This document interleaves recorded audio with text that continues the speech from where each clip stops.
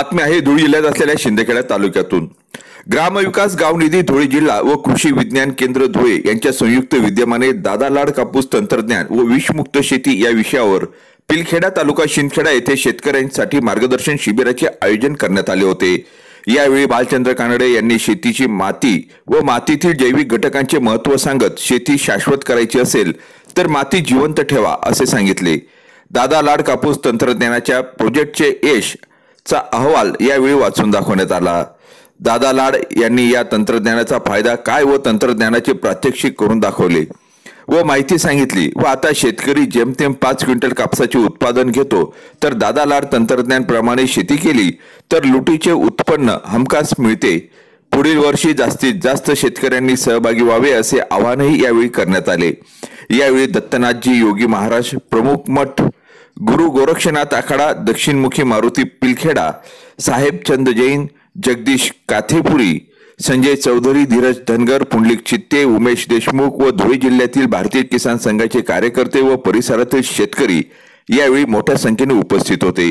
शेवटी आभार दत्तनाथजी योगी यांनी मानले। विदर्भातले काही जिल्हे या सर्व भागातलं ते कॅश क्रॉप आहे आणि म्हणून इथलचं पाहिलं तर वर्षभराचं अर्थ खातं आमचं हे कापसावर अवलंबून आहे आणि रब्बीला ते हरभरा घ्यायला लागलेत।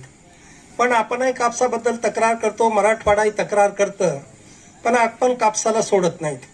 खेड्यापाड्यामध्ये एक म्हण आहे, तुझं माझं जमेना आणि तुझ्या वाचून करमेना। तेव्हा कापसाबद्दल तक्रार करतो, कापूस मात्र लावतो।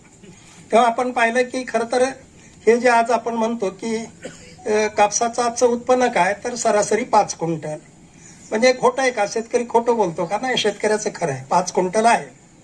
परंतु आपण पाहिलं की 5 क्विंटल नाही, या कापसामध्ये शेतकऱ्याला म्हणजे किती एकरी 30 क्विंटल उत्पन्न देणे। कापसाच्या बाबतीत जर बोलायचं झालं तर कापसाचं वय काय असा जर प्रश्न विचारला तर हजारो काही लाख वर्षाचा हा कापूस प्रवास करून आलेला आहे।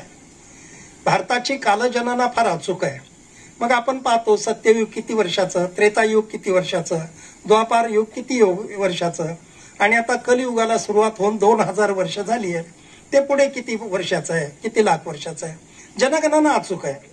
आपण या कापसाचं जर आयुष्य बघायचं असेल तर आपण सत्ययुग जरा बाजूला ठेवू। सत्ययुगातलं राहणीमान कसं होतं, काय होतं त्याचा आढावा घेण्यापेक्षा सत्ययुगात कपडा होता पण पुरावे मिळत नाहीत, पण त्रेतायुगापासून मात्र कापसाचे पुरावे मिळायला लागतात। त्रेतायुगामध्ये रामायण घडलं। सर्वात जीवनातला आनंदाचा क्षण कोणता असेल?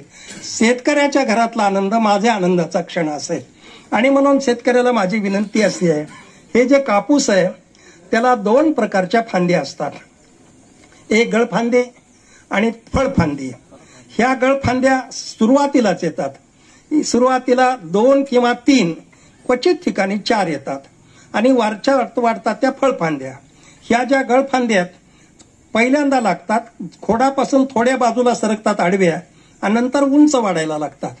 त्याची उंची झाडाच्या उंचीला बरोबर असते, त्यांची जाडी मूळ खोडापेक्षा जाड असतात आणि फळफांद्या ह्या जमिनीला आडव्या समांतर वाढतात। त्यांची जाडी कितीही जमिनीत त्या शेतकऱ्यांनी खत टाकला आणि त्या झाडाला खत मिळाला तर यांची जाडी मात्र अजिबात वाढत नाही। कारण या फळफांद्याचं लक्षण असं आहे, खोडाकडनं आलेला अन्नरस ते बोंडाला देतात, म्हणजे आपण बाळाला म्हणू, पातळ बोंडाला देतात आणि ते बोंडाला मोठं करतात, बोंडाला वजनदार करतात। आणि ह्या गळफांद्याचे लक्षण असे आहेत, जेवढा खत मिळेल त्या स्वतः घेतात, स्वतःचं भरण पोषण करतात, स्वतःची जाडी वाढवतात, स्वतःची उंची वाढवतात, पण त्या गळफांदीवर अन्नरस तर जास्त घेतात, पण त्या गळफांदीवर लागलेल्या बोंडाचं वजन मात्र तेवढं नसतं। आपण असं उगीच मग माझ्या लक्षात आलं की आपण असं करू की ह्या गळफांदीला काढून बघू काय होते। अगदी पहिला प्रयोग मी एका झाडावर केला आणि ह्या गळफांद्या कट केल्या आणि त्या शेतकऱ्याला असं सांगितलं, ह्या झाडाचं तू फक्त निरीक्षण कर आणि मग बघ म्हणलं ते काय फरक पडतो, काय फरक पडत नाही। तेव्हा मी पुन्हा त्या शेतावरती जायचो आणि मला खूप आनंद झाला, खूप मला चांगले रिझल्ट मिळायला लागले। जशा गळफांद्या काढल्या तर त्या झाडावरच्या फळफांद्याची लांबी वाढली, त्या फळफांद्यावर येणाऱ्या बोंडाची संख्या वाढली आणि बोंडाचा आकार वाढला आणि मला खूप आनंद वाटायला लागला। मग त्याच्या शेजारचं झाड पाहिलं, त्याच्यावरची बोंड मोडली, त्याच्यावरचा आकार पाहिला आणि लक्षात आलं की फरक आहे, एवढं पक्क लक्षात आलं। मग आणखीन पुढच्या वर्षी 5, पण एका झाडावर प्रयोग केला, एक गेलं 1 वर्ष, पुन्हा पुढचं वर्ष मग 5 झाडावर प्रयोग केला. असं करत करत लक्षात आलं की हे चित्र चांगलं आहे. परंतु मी पुन्हा लक्षात आलं की आता आपण शेतकऱ्याचं हित कशात आहे, तर शेतकऱ्याचं हित आहे की कापूस जास्त व्हावा, तर बोंडाचं वजन वाढवलं पाहिजे. आणि शेतकऱ्याचं समाधान कसं आहे, अधिक बोंड घेण्यामध्ये समाधान आहे. पण 2 टोकाच्या 2 भूमिका आहेत. आत्ता मी पाहिलं की मी ह्या ज्यावेळेला हे गळफांद्या कापल्या, मग माझ्या लक्षात आलं की आता अंतर पण मिळायला लागले, आपण अंतर कमी करू. मग अंतर कमी केल्यानंतर अंतर किती पचेल, अंतर मी म्हटलं 3x1. कुठला शेतकरी तयार व्हायचा नाही 3x1ला. आणि तो मग 3x1 म्हणलं की नाही हो पटत नाही, माझी जमीन फार भारी आहे. आणि भारी म्हणत असताना चला म्हणतो माझ्या शेतात 4x2 असून मध्ये जाता येत नाही, 3x1 काय होणार. त्याला किती पटवून सांगितलं तरी तो काही स्वीकारायचा नाही. याच्यातही काही वर्ष गेले. आणि मग आपण पाहिलं की मी काही शेतकऱ्याला, हक्काच्या शेतकऱ्याला असं म्हटलं 3x1 अंतर ठेव. आणि मी सांगितलं तसं म्हणला पूर्ण नाही. म्हणलं असं कर, 5 तासात प्रयोग कर ना, 5 तासाचे तू गळफांद्या कट कर, शेंडे कट कर. आणि म्हणून मी पुन्हा त्याला फोन केला, नाही म्हणला वडिलांनी करू दिलं नाही, शेंडेही कापू दिलं नाहीत, गेलं 1 वर्ष. मग म्हटलं आता तसं नाही, सांगायचं नाही, आपण जायचं स्वतः, आपण त्याला आपल्या समोर करून घ्यायचं. असं करत असताना पुन्हा 6व्या-7व्या वर्षी मी गेलो. म्हटलं कुठले 6-7 तास देणार आहे ते सांग, तू असं समज म्हणलं तुझ्या बहिणीला अंधन दिलेत असं समज, म्हणलं ही 6 तास तुझे गेलीत असं समज. मग त्या 6 तासाच्या मी गळफांद्या कट केल्या. त्यावेळेला स्वतः येऊन उंची रोखली.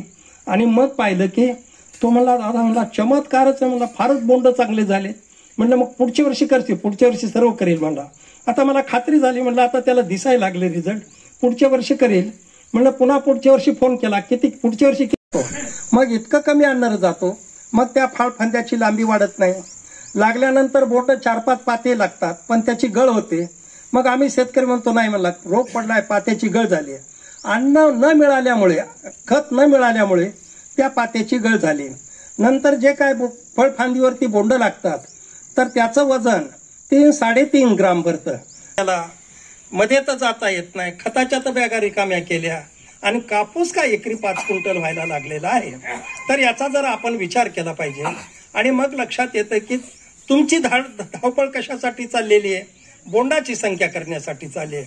तर बोंड वजनदार करण्यासाठी मी तुम्हाला म्हटलं, बोंडाचा आपण पाहू वजनदार कुठं होते ते घ्या. कटर आहे,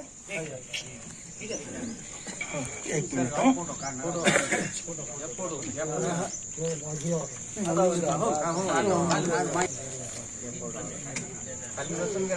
आता हे बघा, ही एक गळफांदी आहे, ही एक गळफांदी आहे आणि ही एक गळफांदी आहे. बाकी ही फळफांदी, ही फळफांदी, ही फळफांदी, ही फळ. आता ही किती जाड आहे, ही किती जाड आहे आणि ही किती जाड आहे. फळफांदी, ही फळफांदी बारीक आहे. हिची उंची अशी दाबून धरली तर झाडाच्या उंची बरोबर. आणि मग ह्या ज्या 3 फळफांद्या आहेत, बरं आणखीन असा विचार करू, इथपर्यंत खोडाचा आकार इथपर्यंत कसा आहे, इथून बारीक झाला. आता खोडातच नाही, याला कुठून मिळणार आहे, खेड्यापाड्यात मला आडातच नाही, पोहऱ्यात कुठून येणार आहे, कारण ह्या वर जाऊच देत नाहीत आणणारच ह्या. मग आपण पाहतो ह्या फळफांदीवर किती बोंड आहेत, 2, याच्यावर किती आहे, 3. पण पुढच्या बोंडात काय जा नाही, याच्यात 3, इथं 2, इथं 2, इथं 2, इथं 1. साधारणपणे 1 ते 2 अशा प्रकारचं हे वजन राहतं. आता आपण काढून टाकलं,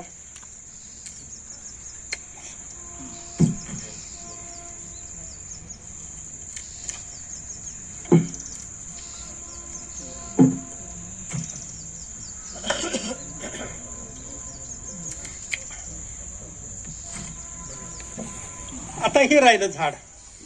आता ही इकडे गेली, इकडं. आता बिलकुल तुमचा अंतर तुम्हाला 4 बाय इतकं हे लागणार नाही. तर या वेळेला फक्त ह्या जर काढल्या, ह्या ज्या आमच्या फळफांद्या आहेत त्या लांबतील. आज जे 2 बोंड आहेत, तर एका फळ, जसं शेतकरी आहे, व्यवस्थापन आहे, खत आहे, याच्यावर अवलंबून आहे. म्हणजे जालन्याला महापात्र जे आले होते त्यांना एका फळफांदीवर 24 बोंड मोजून दिले तुम्ही, कारण फळफांद्याला उपफळफांद्या 3 फुटल्या होत्या. तेव्हा आपण पाहतो एक तर बोंडाची संख्या वाढते, बोंडाचं वजन वाढतं आणि मग बोंडाचं वजन वाढल्यानंतर आपला कापूस होतो. आता ही उंची आपण पाहिलं, आणखीन इथं थोडं धर. माझी शिफारस आहे 3x1. किती लावला पाहिजे? 3x1. नोट करा तुम्ही सुद्धा लावा आणि बिलकुल घाबरू नका. मग एवढ्यानी मध्ये दाटल की नाही? बिलकुल दाटणार नाही. तर 3x1 लावला म्हणजे एका एकरात आमची रोपाची संख्या किती व्हायला लागली? 14,000. 14,000 रोपाची संख्या व्हायला लागली. म्हणजे जिथं 3, 3.5, 4,000 रोपं होते तिथं आम्ही 14,000 गेलो, म्हणजे आमची रोपाची संख्या वाढली. आता ही गळफांदी कट केल्यामुळे आतापर्यंत आमचं सरासरी आम्हाला किती कापूस मिळाला? सरासरी किती दिवसात? सरासरी खाली भरलं 4, मध्ये भरलं 3.5, वरचं भरलं 2, म्हणजे सरासरी 3 ग्राम आम्हाला बोंडाचं वजन मिळालं. मग एका झाडावर कापूस किती मिळाला कोणास ठाऊक आहे, म्हणून आपल्याला काही माहितीच नाही. आता मीच तुम्हाला प्रश्न विचारतो, आपल्यापैकी कितीतरी कापूस, म्हणजे सर्वजण कापूस घेणारे शेतकरी आहेत, आपल्यापैकी कोणीतरी आपल्या शेतातल्या बोंडातून कापूस काढला आणि दुकानावर नेऊन वजन केलं, किती ग्राम भरला? 1, 2. केव्हापासून करायला लागले तुम्ही? काय? पहिलं वर्ष. पण का करायला लागले? आपली बातमी आपल्या हातात. चॅनल शेअर करा, लाईक करा. Shabdganga news point channel subscribe करा. आपली बातमी आपल्या